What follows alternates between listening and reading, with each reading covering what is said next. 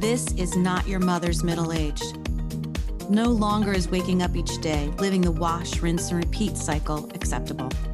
We have the life lessons, the relationships, the wins, and the losses with which to navigate to our highest self, without hesitation and without fear leading the way. We have been there and done that, and so we have so much to offer the world and each other. So join me on this journey, speaking to ordinary women doing extraordinary things for new insights, new ideas, new medical breakthroughs, and new life lessons. You will be inspired to find your best life here and now. My name is Wendy Charles Maguire, and this is your Second Wind podcast.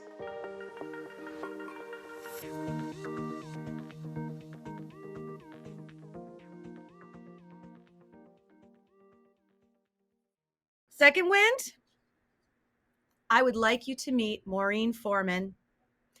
She is an owner of an equestrian center and also in corporate America with a challenging career that brings her to LA from Georgia, and she has to travel doing that. And she thought maybe she could stop doing that, but found herself so ill and undiagnosable for 3 years that as the bills accrued, she realized she had to keep up with her corporate job. And Maureen, I met a few years back, maybe 10 years back or more, as her and her husband would come to our restaurant, Maguire's Family and Friends Irish Pub in Sonoy, Georgia, and we would chat. And they were great supporters of my charity, and we're always friendly, always, those people you love to see come into your restaurant because they're friendly, they have your back, that they have the business's best interest at heart, and they're just genuine people. So I always loved her. And then all of a sudden I didn't see her anymore. And I would see your husband in there by himself occasionally. And I had a server at the time, a dear woman named Heather, who became really good friends with you all. And she came to me and said, wow, Maureen's in LA and she can't come home. She's too sick. I'm like, what do you mean she's too sick? What do you mean she's too sick to come home? No. She's too sick to come home. It looks like she's going to have to stay there. And then she would update us. And then there was nothing for a long time. And then lo and behold, a few weeks ago, I went to a Lyme support group, which I said I didn't need. I don't need a stinking support group, but I said, you know what? Let me go. And just for the heck of it. And I went, and we both looked at each other and go, I know you. Wait a minute. I know you. And then her story, I'm like, wait a minute. Is this why you weren't in the restaurant for 3 years? Is this what was wrong with you? Was Lyme? So anyway, I want you to tell your story because it is riveting. It is crazy. And you have learned so much and researched and are so up to date on the topics about Lyme disease. And your own struggle is incredible. So Maureen, thank you for your time. I know you were working on the farm before you came on at the air with me, and I'm going to be working on mine afterwards.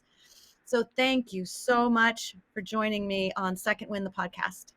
Wendy, you are so welcome. And I have to include that Maguire's is a fantastic restaurant. So we were actually really good customers, had good friendship.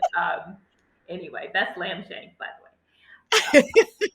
Yeah, so my story is probably familiar for a lot of people because as a woman and I'm not feeling well, you push through it. So suddenly I have a headache and it's gone on, and now I have migraines. Well, I just have migraines and I'm not going to complain about it. I'm going to just keep working through it. And, now, oh, weird. I can't, my arms keep falling asleep and my legs keep falling asleep. And I feel like I can't stretch my limbs and, a lot of different strange symptoms.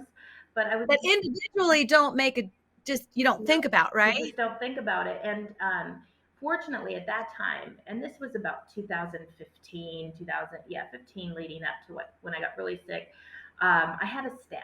So I could have my groom, Sarah, just wrap the horses, or if I needed her to ride something, I couldn't even put my feet in stirrups. I couldn't keep my feet in stirrups. So I once rode a fox hunt, like third flight. Nothing exciting, but I couldn't have stirrups the whole time. I was without stirrups because it was so painful in my joints.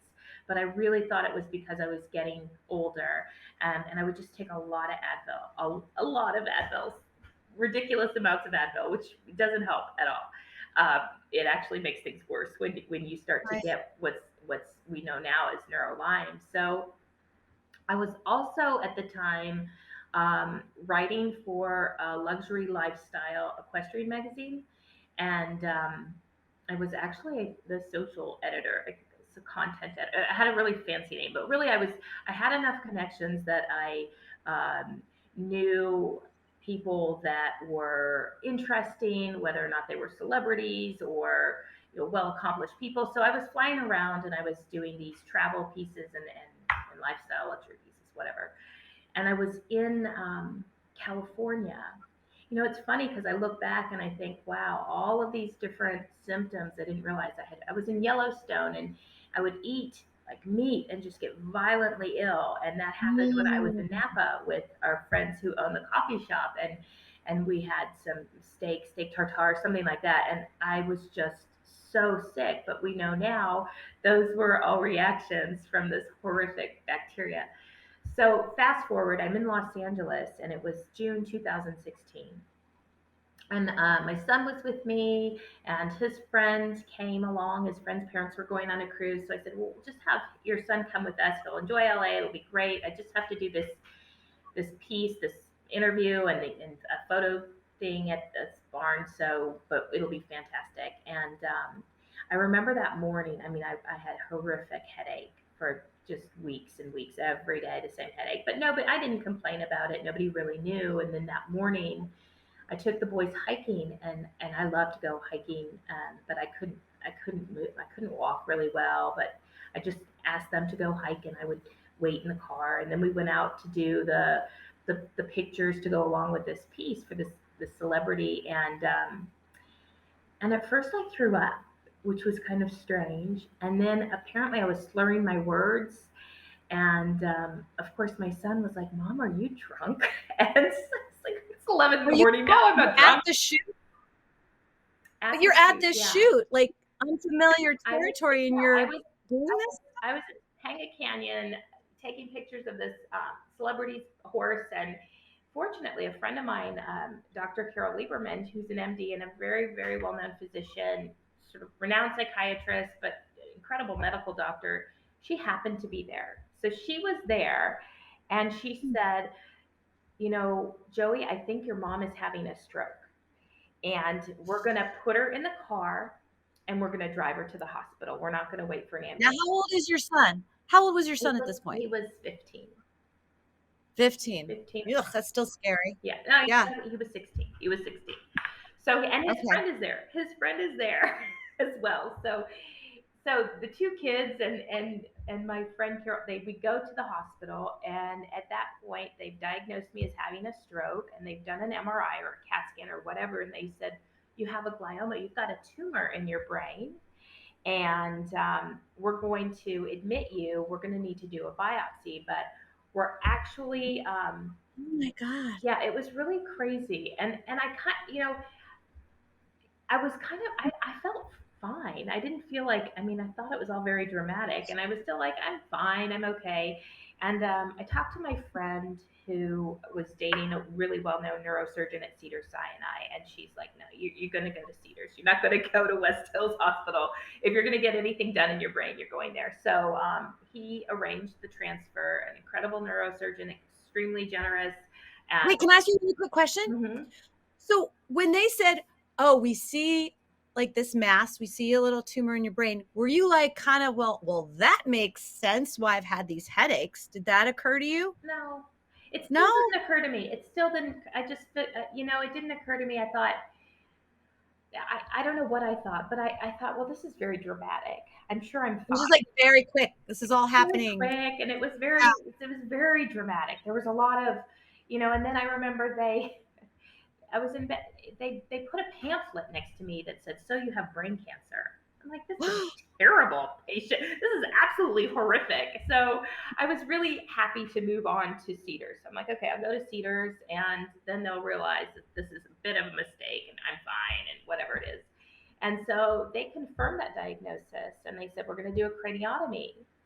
And, at that point, now it's getting a little real. And now I'm like, okay. But I was feeling like, if you have something this terrible, shouldn't it be more, I don't know. But it still didn't occur to me, the numbness that I kept telling them, my arms are numb. I have this, I can't look at light. My eyes, everything is too bright. But I'm not correlating this at this point. But I also have like straight up neurological Lyme disease. It's gone through my brain at this point. Right. So you can't think. We were just talking before we started. I'm like, hey, I went out and I tried to open the wrong car and it wouldn't open. And I was getting really freaked out. And then I realized wrong color, wrong car, wrong everything. Right. Yeah. It just, you don't even know that you're doing that. Yeah. You don't realize. Right. So they did a craniotomy on my head. And, unfortunately, they had already diagnosed me with having an arterial clot and just different blood clots in my body, but they still did this surgery.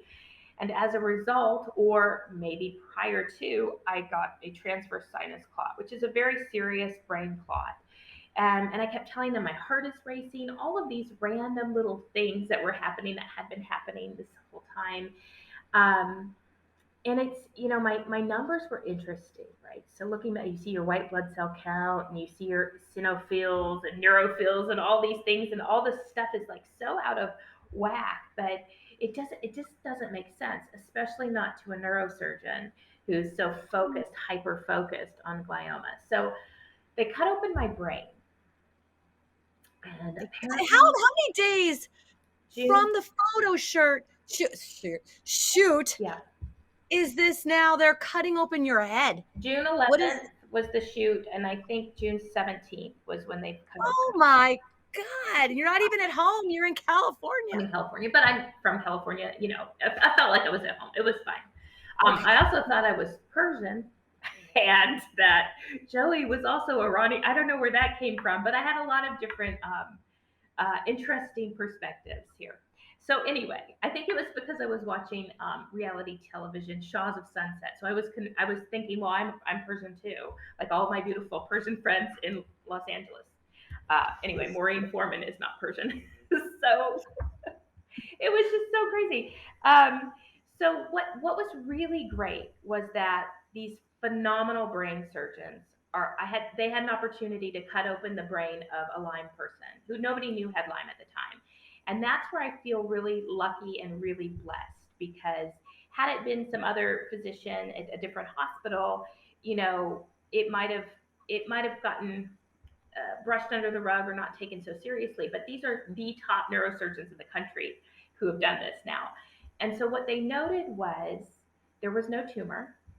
And oddly, they said I had a demyelinating process that looked like MS, but it wasn't MS, but they're going to do a spinal tap and test for MS and do all of these different things. And now I have this transverse sinus blood clot, and I'm also bleeding into the right temporal lobe of my brain. So that's creating damage there.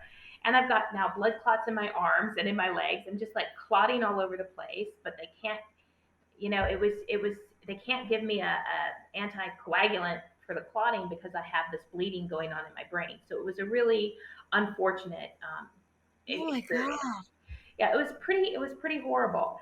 And so then they start testing my brain for, is this syphilis? Is this encephalitis? Is this all herpes? And so all of these tests come back. They test me for herpes on my brain. I don't have herpes. I don't have syphilis. I don't have encephalitis. I don't have any weird infectious things that they're testing for. But you know what? They never considered Lyme. They knew I was from a horse farm, but still in that hyper-focused sort of neurosurgeon parameter, they don't consider that it could be something as insidious as a tick the size of a sesame seed. And I'll just back up. 3 years prior, I had a tick bite. I don't remember what kind of tick it was. I wasn't really educated to know. And I ripped the thing off after it had been feeding at least 2 days. I thought it was like a skin I didn't know what it was until I finally like lifted my boob up and was like, oh my God, this is like a bug on me. It's disgusting. Anyway, and I went to our local Piedmont healthcare, Dr. Monica Watts, and she gave me like a week of antibiotic. But I know now, and I went because I had a huge red streaking rash. Oh, Like you it had was a like rash. cellulitis, and it was huge. It was like that big. So Um, technically, you're one of the so lucky people that actually had a rash, because so many totally. people In don't fact, it was have. it was the horse train, and I thought it was cellulitis, but it was the horse trainer here at my farm who said, "You're going to the doctor. I'm taking Mm, you." And she put me in the car and made me go to the doctor to get this wow. antibiotic. And I was like, "It's fine, it's fine." So coming out of this, it was teams of neurologists at Cedars. It was also, recovery from having all this brain issues and damage and all kinds of things like that. So it was learning how to write again, learning how to Oh, speak again.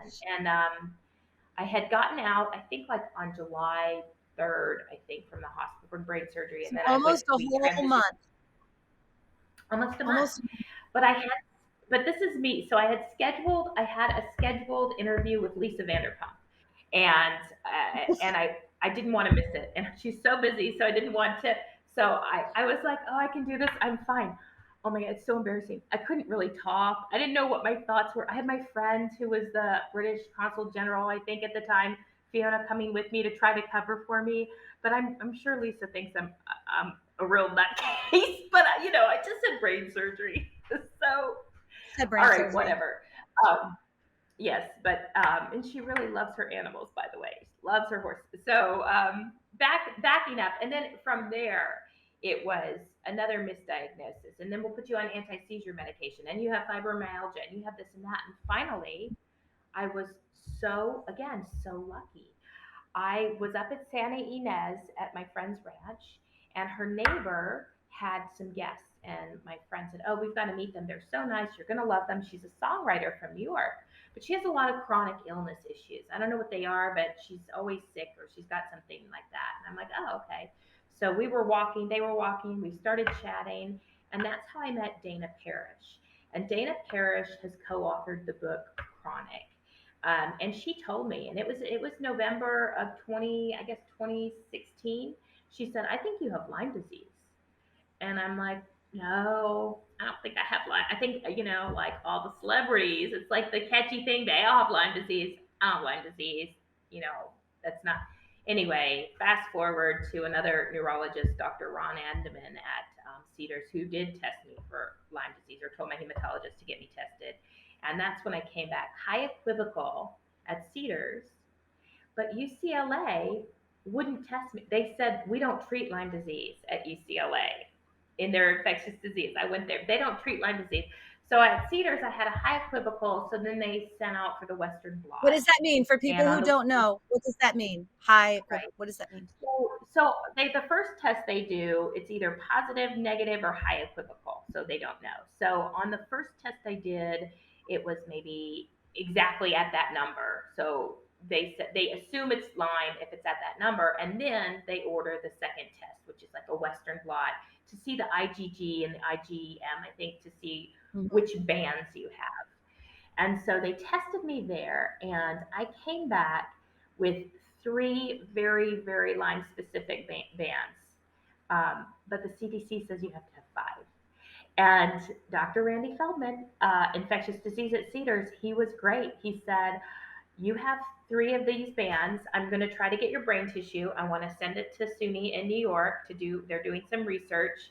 Um, I think it's Lyme. I can't legally treat you because the CDC says you have to have 5 of 10 bands, but you Oh only my have three, but the three you have are totally Lyme specific." He went on to tell me that the tests are not great. They are only testing, I think he said something like 11 species, and there's over 200, and these are wrong all the time. But he's really, limited in what he can do. And that honesty and brevity and that conversation with him, I'm so grateful for. Because I don't have a good rapport anymore with infectious disease doctors, as many people with Lyme also aren't going to have.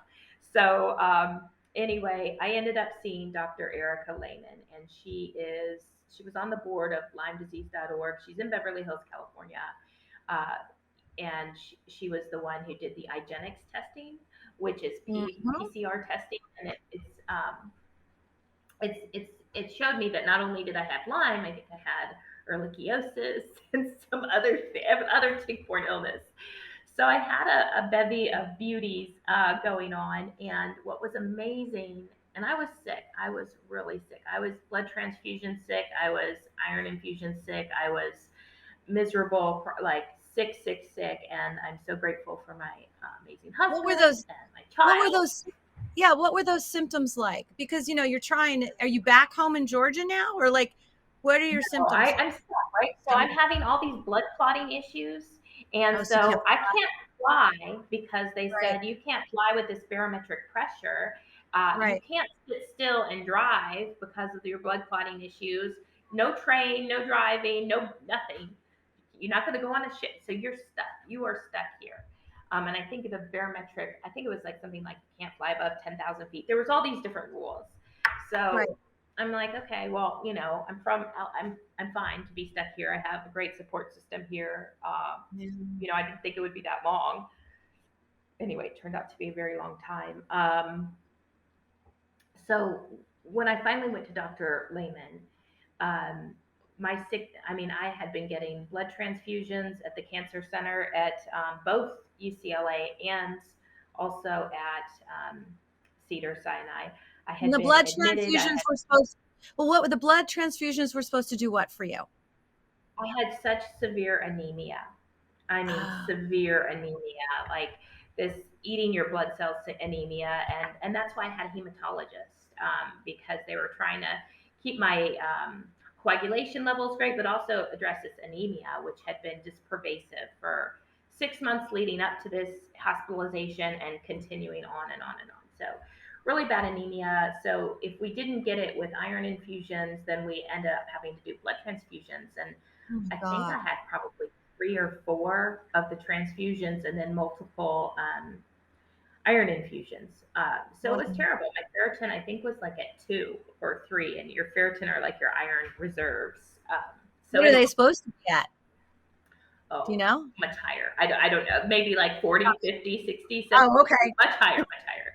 Okay. Yeah, and my iron, I think was my hemoglobin was at 7. I mean, it was just really, really not good. And so your normal hemoglobin would be like maybe 14 or something like that. That would be on the Mm. low end. So anyway, I some of the symptoms I experienced, in addition to what I explained earlier, which was like eating and The throwing up, violently throwing up, um, things like eggs or meat, also like the pervasive headaches. But because I had such bad migraines, they were doing, I went to acupuncture at UCLA, East West Medicine acupuncture. And where they would put the needle in my meridian, I would get like these lumps. I mean, huge lumps. So then they referred me to an allergist, like, or not an allergist, an immunologist for mast cell activation. So then Oh, I'm dealing yeah. with Yeah. so mast cell activation, all of these different diagnoses. And then when I started taking the medication. So when you start with a Lyme literate physician, what they do is have you kind of try to get your gut okay before they start giving you the big dogs and the big antibiotics. So she was giving me different sort of supplements and a whole bunch of different things. The challenge was with my coagulation issues, I had to be really careful on Mm. like vitamin K and leafy greens. I mean, it was just a lot. It was really a lot. And then she found I was having some weird liver reaction to turmeric, which I was trying to take as an anti-inflammatory. I mean, there's a lot of stuff going on. So what I'm trying to say is, when I say sick, I mean sometimes I would just be lying on the ground, like just curled up, just feeling like I wanted to die. So it was horrible and freaked out Peter, freaked out Joey. They were just didn't know what to do except to take me to the ER, take me to the ER. And that's where I found some interesting things You like would get so bad that they would just take you to the ER. You would just get yo, so yeah. bad they'd be like, Well, take her to the yeah, ER. my face would start drooping. Oh my God. So then they would think I'm having another stroke. And I Right. mean, it was, I'd slur my word. I mean, it was really, really bad. And now I know like Bell's palsy is one of those symptoms you want to look for. And if you've already been diagnosed with a stroke and then you start to have that facial drooping, you just got to go right away. So they diagnosed me there with Okay. complex migraines. But really, I think it's more Bell's palsy from Lyme disease. But, who am I to argue with the doctors there? But I did find that when you're, that liquid or IV Benadryl is a fantastic IV Benadryl for me. I'd never take Benadryl if I got, an allergic reaction or something like that. IV Benadryl was really helpful when I was really, really sick from foods or whatever I was reacting to.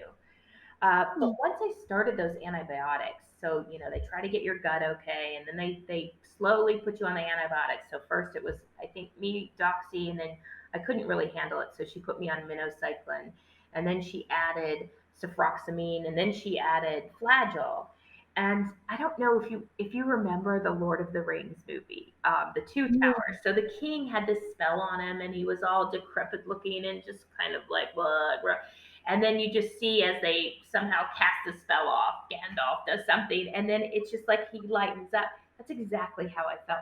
I felt like somebody was just like pulling up a veil, and I didn't even realize how bad I felt. It was like Right. being in a bad relationship with Lyme. So, and at this point now it's permanent, right? So now I've got the rheumatoid arthritis because it wasn't caught in time, and then your immune system kind of goes crazy, trying to figure all these things out, and these different challenges. But I also have this new lease on life, right? And I have now I listen to my body, and I do a little bit more of that self care thing, and I don't put everybody, which is my tendency to put everybody first. The animals, of course, are number one, right? The animals first, and then my husband and Joey, they're second. They tie for second. But and then the clients or whatever. But now I'm really lucky. I'm really, really lucky. It could have, I could have easily died from brain surgery or blood clots or whatever. I mean, that one of the blood clots just had to go, to my lung or my heart, and I would have been dead in a heartbeat. So it was really fortunate, and I had outstanding medical care. So then a year ago, I was in the garden and I didn't put any bug spray on because I just didn't have time and I wanted to get whatever I was doing in my garden. And I got a tick bite behind my knee, and it was a teeny tiny little nymph tick. And so I just pulled it out, and it was so small, I'm sure I squished it all in my leg. But I thought I was so cocky, Wendy. I said, "Oh, I got this. I got antibiotics in my cupboard. I'm just going to take these antibiotics because I know what I'm doing." But I don't know what I'm doing. And I ended up with, I think, Babesia, Rocky Mountain spotted fever, and that was a year ago. So I just gotten so much better. And that first year of COVID, man, I was great. I had all the blood transfusions were done, the iron infusions were done. I am feeling like a rock star. I'm walking a couple of hours every day. My weight is down. I'm feeling just amazing. Loving this first year of COVID. For me personally, it was great. Right, because you can be on your farm. Farms don't shut down. Well, right. Interestingly enough, my friends who have a beautiful home in the Hollywood Hills, they were stuck in Washington for filming for a TV show they were on. So they asked me if I would just move into their big mansion. And I was like, yeah, okay. So I was in a fantastic mansion in the Hollywood Hills, all to myself. Oh, you were there. Fruit trees and vegetable trees. And I think a very well-known celebrity had just stayed there who was very into health. So I had every goop vitamin you can imagine. I had all this organic crap. I was like, this is the life. This is wow. So yeah, that was me living my best life. Yeah. So then I went from there up and I stayed with them in Washington and helped them out with their pod. We all had pods in the early stages. And that again was great. It was beautiful and I had a great time. And then I came back. I was helped. My mom bought a house, so I stayed with my mom. But the whole time I was by myself, just me and my dog doing these things. And this farm is running itself with people here. So coming back to Georgia is where I got that tick bite. So coming back to Georgia, I was back in May, got the tick bite. then it was probably about 6 weeks later that I got so sick. I couldn't move my head off my chest. I had spasming so bad in my arms, like crying bad. It was no medication would touch it. And I discovered dry needling. Dry needling, which is a needle right in the muscle, was the only thing that was helping me with that. So my point there is that you can get reinfected. Not only can you get reinfected, one series of treatment that you might have had for something else that you tested positive for, that doesn't help the new thing. So if I had babesia, which is I should have been taking Malarone and zithromycin, and I'm thinking, oh, I'm fine, I'll just take this, and this will be great. It doesn't work that way. So Right. that's the hard thing for me, is to be conscientious about putting on bug spray, about putting on lemon eucalyptus oil or whatever it is. Because every morning when I go out and I feed my horse, my pig, and all this stuff, I don't put it on. You know, I grab my coffee and I just don't think about it. But you have to. That's the world we live in. No, I haven't done that either. And I just pulled a tick off after swimming laps. And there was a tick, and I pulled it off, and I was mad as heck, and I threw it down the sink and got rid of it. And I was like, oh, I probably shouldn't have done that. Yeah. And I probably should have paid attention. And then I sent a little text to our little group, and I said, hey, we can't get reinfected, can we? Yeah. And the answer was, yeah. And 4 out of the 5 of us did. Yep. I am now partial. All of us. Yeah. So now what you do is, you know, the new normal is you get a tick, you immediately go to your doctor and get start immediately on doxycycline or whatever you need to start on, and you send that tick in. And SUNY now has a research center where they not only test your ticks for free. Prior to that, it was like $50 for one, whatever, but they test it for free. They test multiple diseases within the tick. So they're not just testing for Lyme, they are testing for the other tick infections that are so fantastic. So let me ask you this. Now, what? Go ahead. Go ahead. Mm-hmm. I was just going to say my husband too. My husband's got, yeah, he's been impacted. So he had optic neuritis in his eye. And so, you know, if you just look up optic neuritis and Lyme, or, you know, any kind of tick-borne, so it's really unfortunate because he didn't have that awareness, or he didn't want to have that awareness, because he's just now been through this. We have lost our entire savings. We've lost everything trying to get me better and support the farm and living in California, which isn't cheap at all. And so, you know, he just has the blinders on. Like, I don't have Lyme. I don't have Lyme. Right. He knows what's in store based on what he has experienced with you. Yeah. So he's lost the vision in one of his eyes, and then he'll get floaters in the other eye. Interestingly, when I went with him to the eye doctor and pushed them to give them antibiotics, it got better. But it's not the right antibiotics. I mean, he needs to go see a specialist. But so he hasn't seen a specialist yet? No, he's really paralyzed. He's really paralyzed by what he knows the journey is. Yeah. I mean, it is a journey no matter where you are on the Lyme spectrum, for sure. Just sitting with the 5 of us that day, everybody, there's some commonalities between us all, but each of us have very different things going on. Oh, yeah. I thought was really interesting. Let me ask you a question, Maureen. When you were, now that you know what you know, and you go back, because one thing that got me when we were sitting in that group, and you're like, yeah, they opened my brain and wouldn't touch me because they said my brain looked like mush.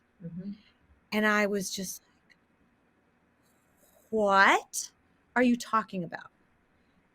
Do you get angry? Do you ever get angry like, wow, this got missed for so long, it probably made my journey longer and more expensive? How do you ever feel that way? I do. You know, and it's always misdirected at physicians, specifically infectious disease doctors. But yeah, I get really mad sometimes. And what I project out to people who have Lyme disease might be kindness and compassion and how can I help. What I project out to physicians is this cold, hard bitch. I mean, I make myself go, but that's the most valuable thing I learned is that physicians don't know it all and to question what they are telling you, you know. I mean, I'm just thinking back to when I was trying to register Joey for school in LA, and they had me on like some anti seizure medicine, some random stuff, this mixture of bizarre drugs, these neurologists, and they were, neurologists, I mean, like residents, whatever. But I'm so mad. I am so mad at them. I'm not mad necessarily at the neurosurgeons. Okay, I'm not mad at the neurosurgeon who cut open my brain, and I'll tell you why. Because that connection, when they said it looks like you have MS, but it's not MS, and then I think, okay, well, okay, Mitt Romney's wife, she's got MS. Selma Blair, she's got all these really well-known women that are horseback riders. My friend in LA grew up on a farm. Her mom's a big hunter jumper person. She's got MS. My friend who is in LA, who's a well-known attorney, she grew up in New Jersey, playing outside all the time. She's got MS. Like, wait a second, what is that connection? And I had this conversation with one of my neurologists, not neurosurgeon, neurologist at UCLA, great guy, Neil Rao. And I said, Neil, explain this. Now I call them by their first name, by the way. I don't say, oh, Dr. Rao. I say, Neil, this is what's happening. Maureen on the phone, right. Pick up. Yeah. Oh, Neil, I got to talk to you about MS. And so he said, well, that's interesting. I have a friend who's doing some research on MS, and maybe infectious disease Lyme kicks off MS. And I said, okay, I'll accept that. I will accept that from you. The fact that you added that sentence instead of saying no, right. You don't know what you're talking. I mean, that was generous of him. But it also, I have a friend, Michelle, who runs the National Primate Research Center, and they test bacterial illness, and they're doing. And I said, well, come on, girl, let's test. Come on, let's get the Lyme. Where's the Lyme testing? There's all this funding now, thanks to the Kay Hagan Act, and there's this awareness. So let's make it happen. So I'm trying to leverage friends who have the resources in terms of what they do in their positions. There's another really well-known doctor who's a pathologist who does a lot of research. Can't we get a virus to eat this bacteria? What can we do? How do we get rid of it? This is kind of an interesting thing. So to answer your question, yeah, I get mad. I get mad at doctors who are so arrogant and don't entertain other possibilities. But I'm also grateful. I'm so grateful that you're getting treatment. Finally, but that I had this experience so that I know to question a physician, and so that I know to stand up for myself. And I know I can look a doctor in the eye and say, no, that's a terrible idea. Why would you do that? And to push back. So how many years are you into this now? This Lyme thing? From my incident, we call it the incident. From the incident, which was 2016, and that was really the pinnacle, the climax, the big explosion. That was so 2016 to 2022. So I was doing great. 2020 to 21, I was on cloud nine. I was feeling myself again. It was like Did you think you were cured? Did you think you were over Lyme? Lyme was no longer part of your life? I was pulsing antibiotics. Okay. Every 6 weeks. And then I would go to 3 months. This is all like my own regulation. Because it's COVID, I'm not going to see a doctor. I don't want to be around doctors or anything. So now I'm like, okay, before I was pulsing it, so I'm going to pulse it that way. But I could tell like when the arthritis would get bad. Well, let me see if I should start, it would hurt to walk on my feet or whatever. And then I would do like 2 weeks of antibiotics and I would feel fine. Not fine, but much better. So, yeah, I mean, completely don't recommend this. This is not what people should do, but there were extraordinary times. And I felt great. I really felt great. And you forget what feeling great is. Yeah. It's like that scene in The Lord of the Rings where he has the veil lifted or this magic spell taken off of him, and you just see a transformation. And that's how I felt in my brain, and I felt physically. I just felt so horrible. But I didn't realize it's like a bad relationship. You don't know how bad it is until you're out of it. Take you out of it. It's really interesting. And what have you learned about Lyme and where we're at from a standpoint of people understanding it? Well, I've learned that people are assholes. And so if you talk, yeah. So if Love you're you. talking about Lyme, if you're really passionate, and it's your health, and you're having a happy hour with your friends, and you're saying, well, with Lyme, blah blah blah, suddenly you get the eye rolls, or just like when my friends were talking about Dana Parrish, and they said, well, she's like sick all the time. I don't know why she always talks Exactly. like that. So I There's realized, something wrong. yeah, I mean that because you might not look sick, and you might not, that they don't. It's very misunderstood. Whereas if you had, even alopecia like Jada, Pinkett Smith, at least you're bald. At least people say, oh, she's got something wrong. We have compassion for her. We're not gonna like take a shot every time she says the word Lyme, like my stupid friends do. So I learned that. Oh my God. My family's going to start doing that. Yeah, because I'll say something, I'll go, well, and like, oh, it's the Lyme. I'm like, but it is. But it It is. is. And Yeah. yeah, it's, you want to, I find, I don't know if you found this with yourself, you want to almost open a conversation with someone when you're doing something important or where you might slip up and say, hey, just so you know, I have Lyme, so this could go one of two ways, kind of thing. You almost want to open with that, like you're almost making excuses. I mean, for me, I've been like, I kind of want to, make an excuse for myself in case I really slip up or I say something wrong or I can't remember something or I go off on a tangent and make no sense. I want them to Yeah. know, but I don't think that helps because I don't think the No, awareness that is doesn't help. there. It's almost like implicit bias for them. Yeah. Oh, she's one of those nut jobs who thinks she has a Lyme disease, or we don't even have. You're like, oh my god, eye roll, eye roll. So I learned that it's better not to open with I have Lyme.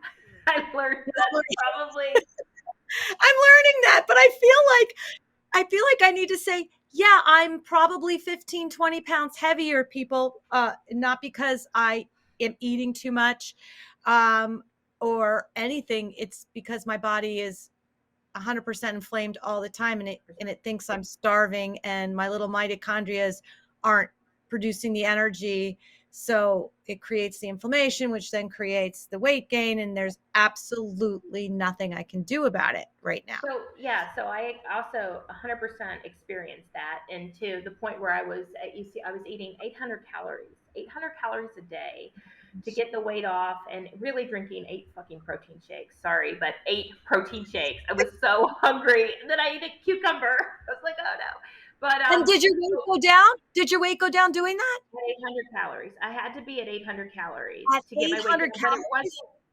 Yeah, I was real grouchy for the first few days, but after 3 days, it wasn't. You kind of get in the mood in the role. But I did that for months and months and months and months, and not the weight certainly didn't go down as quickly as it should have. And then they were able to gauge like what your resting metabolism is. So basically, how many calories you're maintaining your weight at.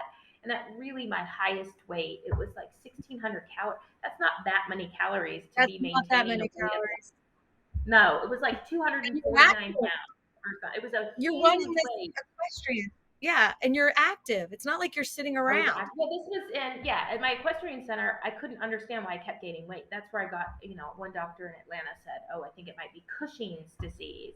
And so I'm sitting there popping diet pills and smoking cigarettes and drinking black coffee, thinking I can't even ride because I'm too fat. And I wasn't that, probably 20 pounds overweight.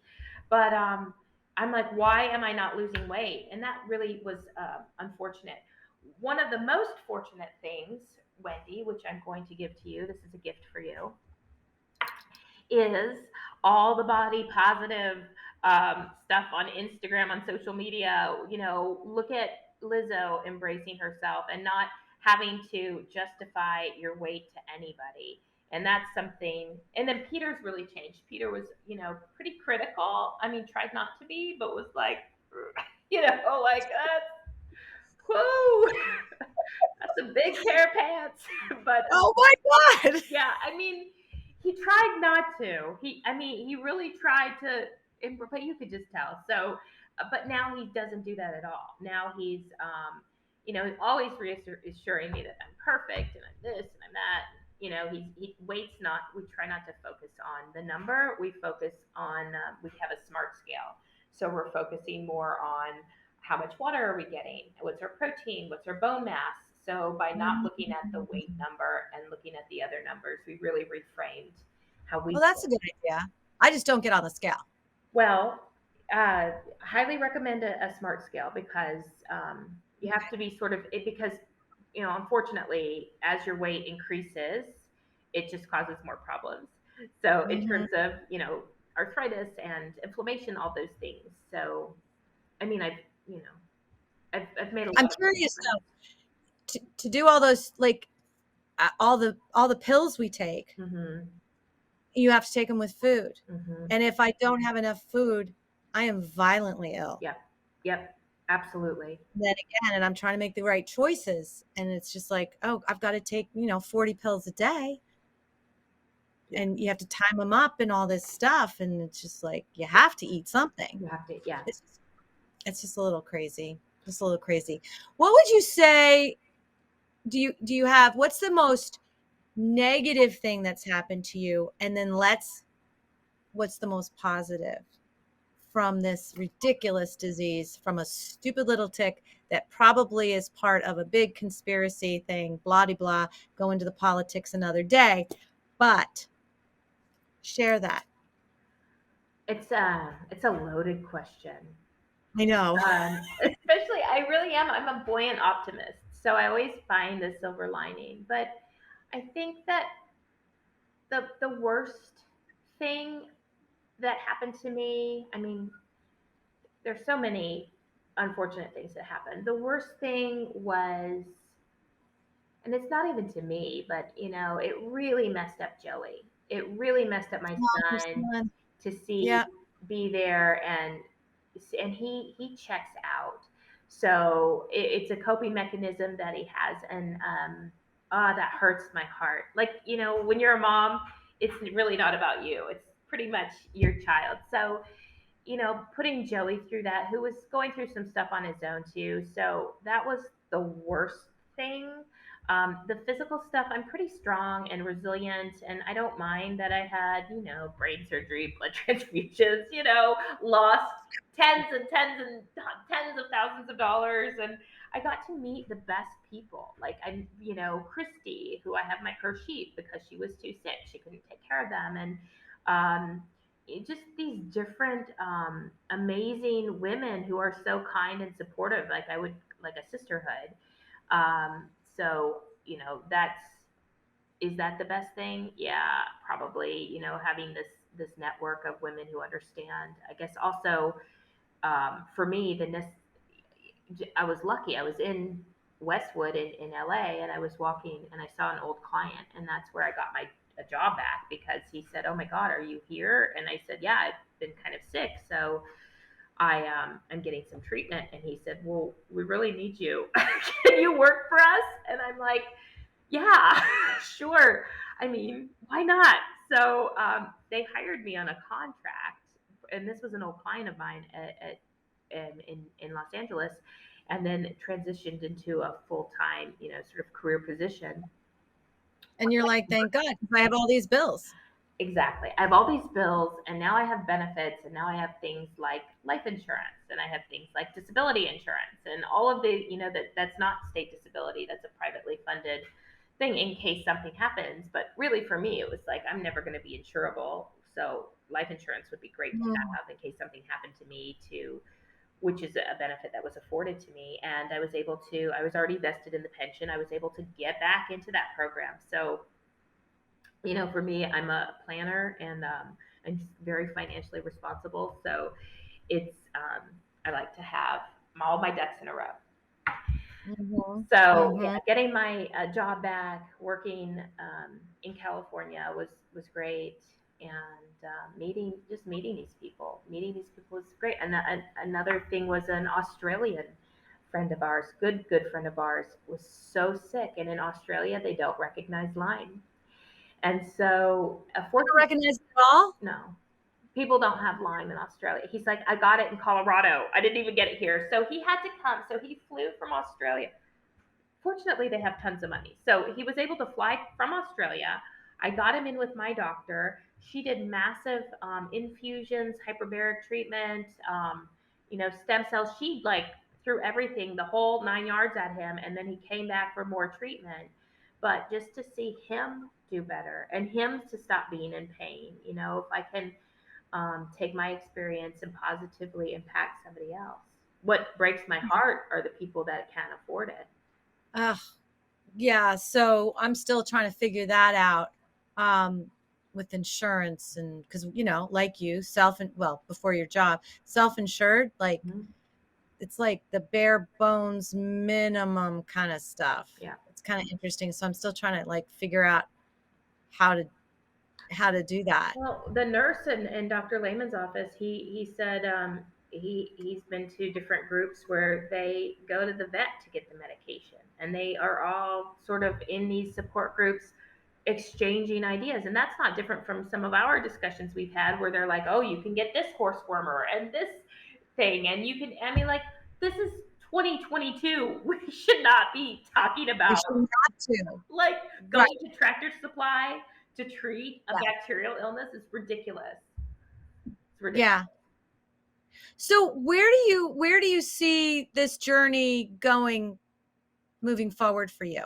Well, for me, I'm going to grab you and maybe Christy and some people, and we're going to take a trip to DC and see Senator Warnock, who I would really like to have a conversation with about changing the CDC parameters. You go on their website now, and it's completely wrong. When they have the fact sheet, I'm like, this is the stupidest fact sheet. This is, who wrote this? This is not. We know now who wrote it. We know now who wrote it. So well, yeah. I mean, there's a bipartisan legislature that has passed, right? So to meet with Warnock and say, hey, now this is where we're at. What can we do better in Georgia? How are you going to impact us as your constituents in this front? We have Lyme. Here's the proof in Georgia, just outside Atlanta. Help us, please. So I think that'll be a fun field trip. And I know some great wineries. Okay. Although I can't really drink right now. You can have a sip though, and they're beautiful. I can have a sip. Absolutely. I just don't want to feel like crap the next. Yeah. Yeah. And then the other thing I think that is really important is it would be nice if anybody who has a tick bite or I almost feel like, to sum it up, a tick-borne illness test should be given almost automatically with all these different symptoms. Like, you get a flu test, and you can just, why can't we just have a Lyme test? Because it's so prevalent and so many people have it and don't know it. There is a woman I know who's had MS for over 45 years, and they have linked it back to a freaking tick bite that many years later. Right. I mean, we got to tell Dr. Rao this. Neil Rao, listen, this is happening. Selma Blair, all of these women that have MS, or men too, whoever, but how many hunters have MS? You know what I mean? People that are exposed, golf, people that oh yeah. You go dig that ball out of the high grass. Absolutely. I mean, it's likely, and it's all over. It's all over. They're finding on the beach in California on the birds, ticks from the birds, ticks. So, I think that the testing is so poor. So starting with getting a better test or doing PCR testing or having, Oh, interesting. Okay, like we're that's a doing it good idea. for COVID. What I think is really interesting is how none of us in our tick support group has gotten COVID. Oh, I had COVID. Oh, okay, you're out. Wait, were you infected with Lyme at the time? No, it was before I got Lyme. Okay. I mean, I had the markers for the relapsing fever Yeah. thing Yeah. that I've had since probably I was 12. So I can now look back, and my doctor can look back with me at all the different really crazy things that happened to me, and a bout of migraines, a bout of this, a bout of that. And then it was flare-ups from that. Exactly. Right. But Exactly. my body, thank God my body was like, yeah, I got this. I'll get you back. Mm-hmm. Right. Mm-hmm. And then, I had a series of miscarriages. Mm-hmm. My Dr. Barnwell believes that's part of the Lyme Mm-hmm. and stress. Every time I look back and say, oh, yeah, I had that. I was really stressed out at that point in my life. And then I had this. But why can't we have more literate doctors, do you think? So that when you go to the urgent care like I did with a rash and a bite, and I'm not told it's cellulitis here, takes the Flexin for 5 days. Yeah, so this is what I learned. And I say, I think it could be Lyme. And they're like, no. How do we fix that? Right. So this is what I've learned, and I've learned by working at the job that I work at, where I talk with really well-known physicians all the time, and I realize they're just like people too. You have levels of competency in physicians, and I don't mean to disparage a physician. I mean, I'm sure they're very smart, that they've had to go through medical school, but they're also very like a generalist, like somebody you might see at urgent care. Well, he might actually have a specialty, in another area. He's just working at urgent care for the weekend. We have no idea. Or he might just be a generalist working at the urgent care. I don't really know. But that's where I was saying I can be a real jerk with a physician, and I have my arsenal. So I have my NIH study, like, calling them by their first name. That's the first thing you do. You level the power balance, right? Or saying, Ooh, I like my that. time is really valuable. I'm not going to sit in your waiting room for an hour, because that's not how I operate. So, you need to test my blood. We got to figure this out. Do I go to what do I do? And having a conversation with them on that level is a big game changer. And it's also like I was directing Peter's physicians to prescribe him some damn antibiotics. And whether, saying, look, I've had 2 horses that had the same thing and they were diagnosed with Lyme disease by the vet. Why aren't you considering this? Hey, look, here's my chart. It's really being, and you don't have to be a jerk, obviously. I just get kind of pissed off, but speaking to a physician on the level balance of power is critical, is very critical. And telling the physician, Well, how do we get more doctors literate? How do we get more doctors literate? Do we have to wait for all the doctors to get Lyme disease? Yeah, unfortunately. Before we either do that, or you have enough of arsenal of published material that you can throw at them and say, "Oh, you're sure you're not your." I mean, there are celebrities. Yeah, that's interesting. And there are celebrities.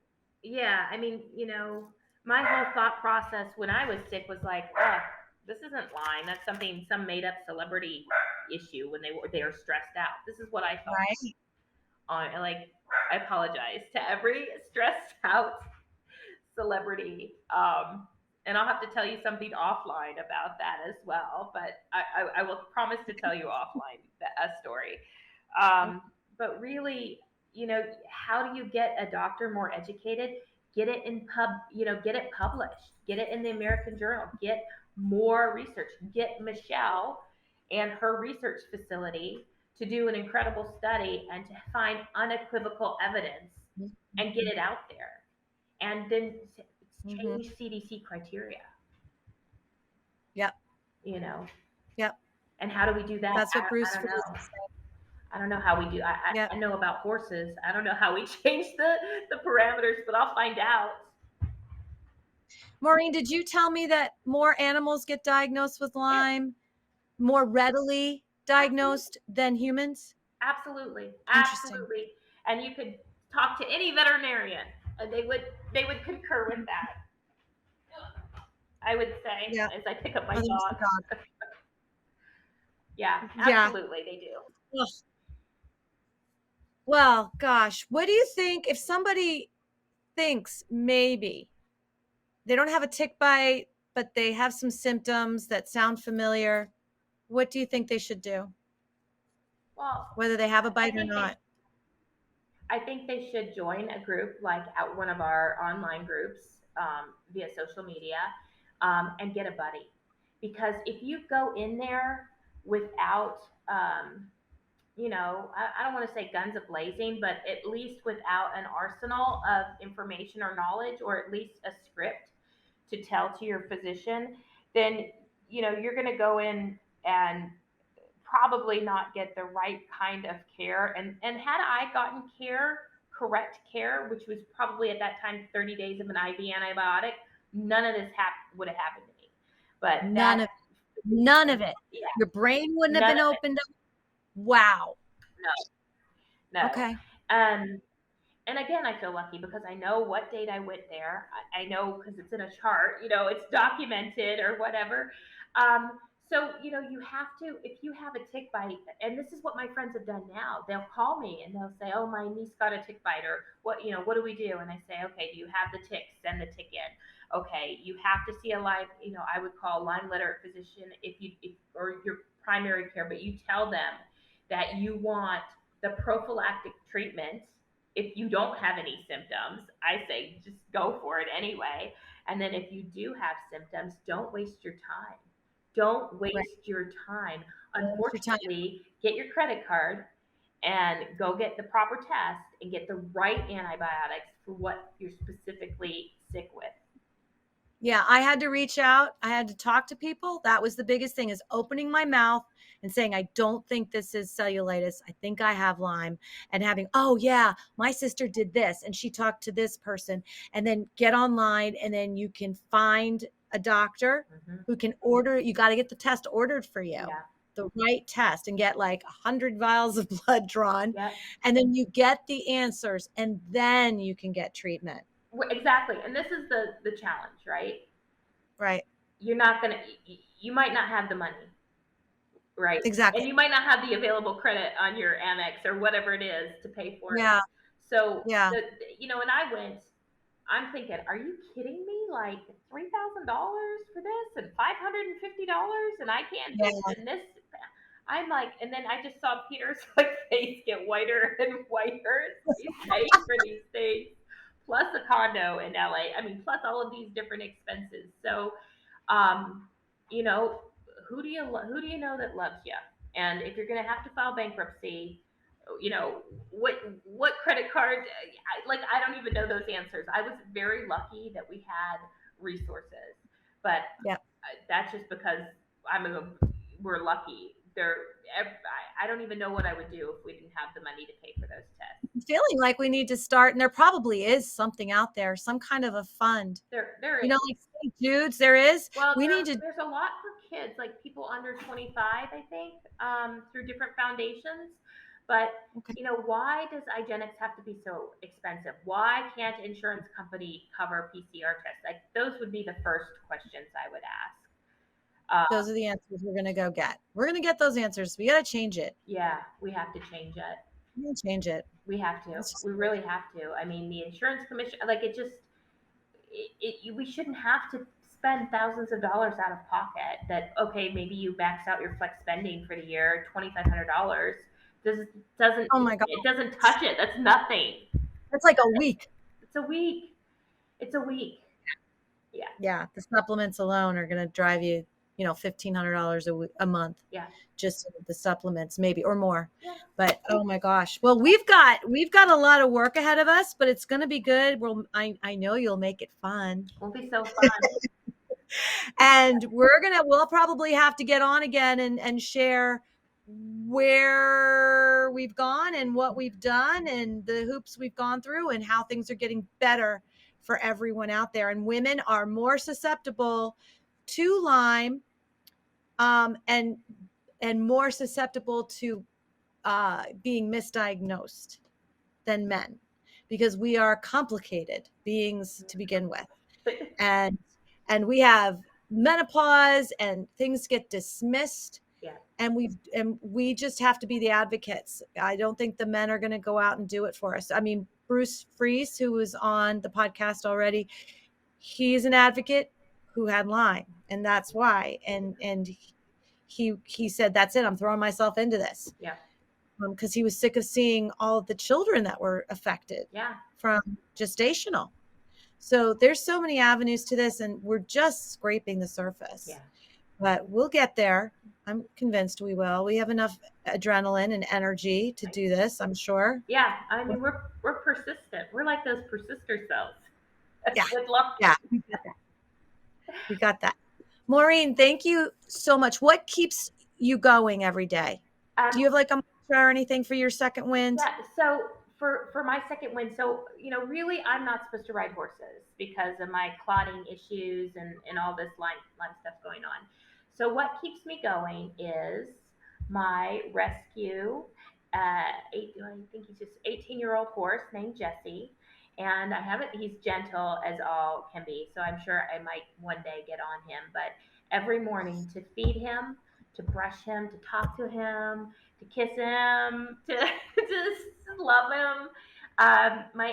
Really my animals, my horse, that's, I couldn't say it's not necessarily my son or Peter. It's really, that's my heart there. So. I got you on that one. You get it?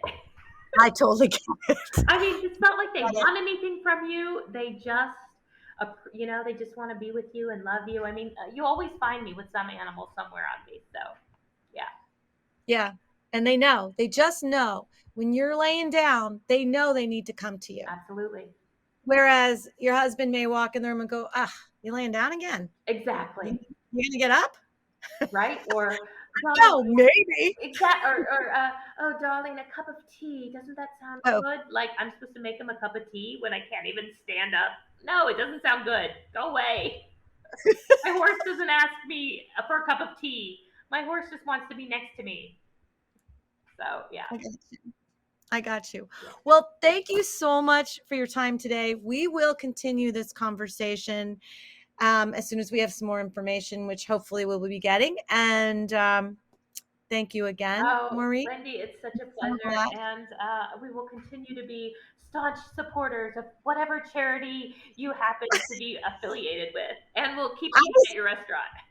Well, yeah, I'm not. The charity now is how do we make Lyme affordable and diagnosable and treatment available to everyone. Well, it sounds like we need to plan a big benefit over here at the farm. I think we should. Yeah, we got to do something, but we will. Okay. We will.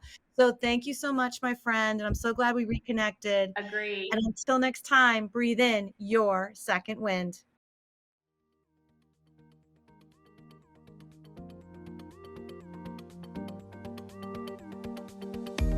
Thank you for listening today. I hope that something you heard made you smile, made you think, and made you feel. If these incredible stories empowered you, awakened you, or left you feeling inspired, make sure to share with a friend and write us a review on iTunes so we can continue to change lives through this content.